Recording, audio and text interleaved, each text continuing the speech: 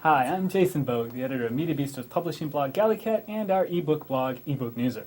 I'm here today for our video show Media Beat, joined by Andy Hunter, one of the co-founders of Electric Literature, the online literary journal. Andy will be our guest at the eBook Summit on December 15th, joined by authors like Douglas Rushkoff, Ken Aletta, and a host of other publishers, talking about the future of digital publishing. Good morning, Andy. Morning, Jason.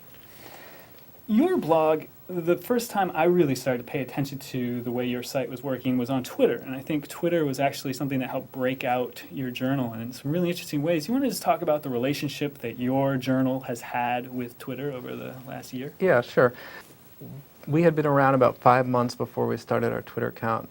We started it, we gained something like 3,000 followers, but we had been talking to Rick Moody about publishing something of his, and he mentioned that he was thinking about composing a short story for Twitter, expressly for Twitter, in 140 character increments. He had worked on every single 140 character passage until it was like a diamond-like, perfectly honed piece of prose. He's normally a writer who writes very long sentences, so it was a really interesting challenge for him. So we did it over 3 days. We did a tweet every 10 minutes during the work days. Altogether, with all the co-publishers, we managed to hit about 30,000 Twitter followers.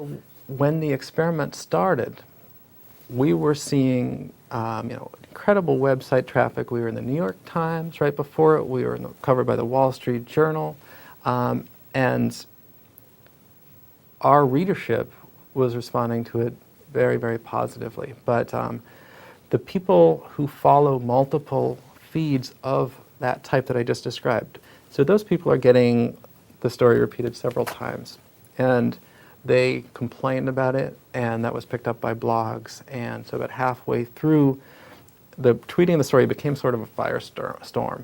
And everybody was like, this thing is happening on Twitter, and it's either it's annoying or it's great. Meanwhile, our Twitter followers are just increasing by the thousands because it was getting so much attention. It was featured again in the Wall Street Journal because of the controversy.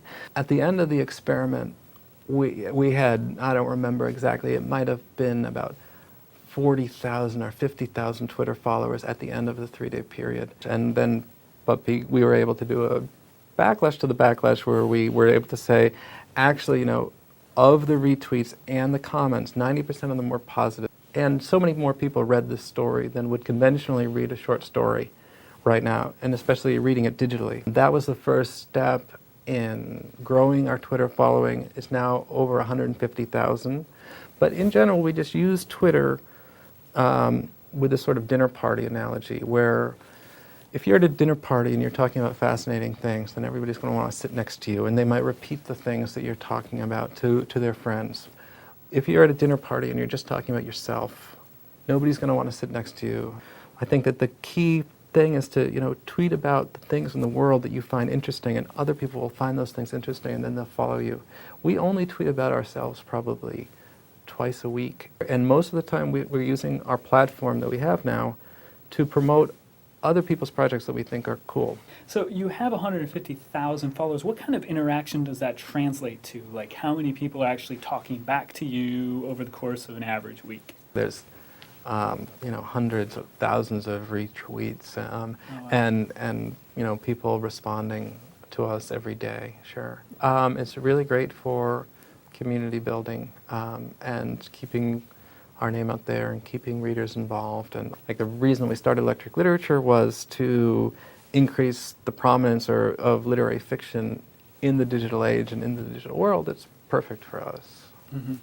And then just before we leave, you do have a Facebook page as well. What sort of growth are you seeing there, and how does the conversation differ between those two platforms? We, with our limited resources, we haven't probably taken advantage of Facebook as much as we should. Mm-hmm. I am interested in turning it into a place where people can debate topics, and we were looking to do more of that.